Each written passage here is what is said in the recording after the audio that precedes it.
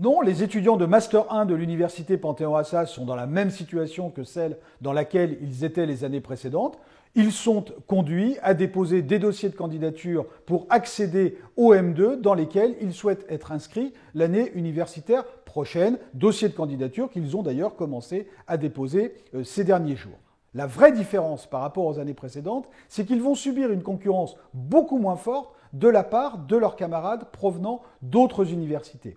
La plupart des universités françaises, en effet, ont déjà sélectionné leurs étudiants en master dès la première année, les années précédentes, et donc ces étudiants qui sont engagés dans des parcours de master dans d'autres universités ne vont sans doute pas chercher à accéder au master 2 de l'université Paris 2 Panthéon-Assas. Or, il faut avoir à l'esprit qu'en général, les effectifs de Master 2 à l'université Panthéon-Assas sont composés à 60% d'étudiants qui n'ont pas fait leur Master 1 à l'université. Donc c'est dire à quel point cette concurrence qui était forte les années précédentes va considérablement décroître cette année.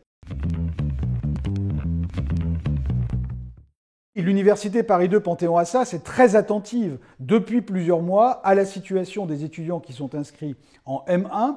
Nous avons fait deux séries d'efforts. Le premier sur les capacités d'accueil de M2. Nous avons légèrement surévalué les capacités d'accueil en M2 pour faire en sorte que ces capacités d'accueil couvrent le nombre d'étudiants inscrits en M1.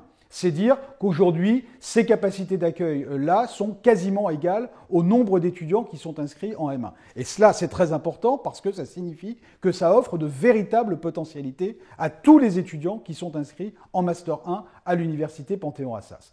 Le deuxième effort, qui est un effort plus personnel, c'est le suivi personnalisé des étudiants en M1 qui sont candidats à des M2, qui ont de très bons dossiers académiques et qui, à l'issue du processus de sélection, se retrouveraient sans M2. J'engage ces étudiants-là à se faire connaître auprès de l'administration à l'issue du processus de sélection pour qu'une solution personnalisée puisse être trouvée. Nous souhaitons ne laisser personne sur le bord du chemin. Les étudiants de Master 1, je crois que j'ai deux conseils à leur donner. Le premier, c'est de ne pas désespérer sur la situation des candidatures en M2 dans d'autres universités que l'université Panthéon-Assas. Contrairement à ce que j'entends dire ou à ce que je lis ici ou là, beaucoup d'universités en France continueront à recruter des étudiants en M2. Certaines d'entre elles, d'ailleurs, ont mis en place des procédures particulières, des processus particuliers pour continuer à recruter les très bons étudiants provenant d'autres universités dans leur M2 et directement en M2. Et puis, quant à celles qui n'ont pas mis en place ces procédures ou ces processus, elles restent ouvertes, peut-être un peu moins que les autres, à des étudiants ou à d'excellentes candidatures en M2. Donc, il ne faut pas désespérer et ne pas se laisser aveugler par les propos alarmistes tenus ici ou là, notamment sur les réseaux sociaux.